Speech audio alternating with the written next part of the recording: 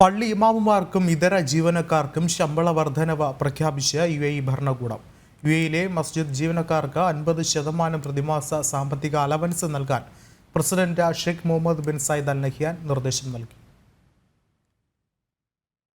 General authority for Islamic affairs and എൻഡോമെന്റിന് കീഴിൽ പ്രവർത്തിക്കുന്ന ഇമാമുമാർ ഉൾപ്പെടെയുള്ള എല്ലാ മസ്ജിദ് ജീവനക്കാർക്കും അടിസ്ഥാന ശമ്പളത്തിന്റെ 50% പ്രതിമാസ സാമ്പത്തിക അലവൻസ് നൽകാൻ UAE President Sheikh Mohammed bin Zayed Al Nahyan നിർദ്ദേശം നൽകി.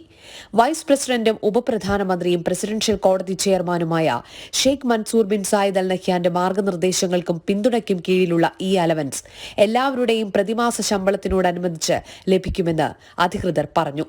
ആരാധനയുടെ ശാന്തതയുടെയും അന്തരീക്ഷം പള്ളികളിൽ ശുഷ്കാന്തിയോടെ പരിപാലിക്കുന്ന ഇമാമുമാർക്കും മറ്റു ജീവനക്കാർക്കും പ്രസിഡന്റ് നൽകുന്ന ആദരവാണിത്.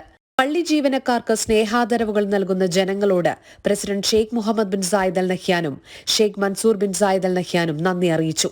UAEയിലെ ഒട്ടേറെ പള്ളികളിൽ മലയാളി ഇമാമുമാരും മറ്റു ജീവനക്കാരും ജോലി ചെയ്യുന്നുണ്ട്. ജനം, ദുബായ്.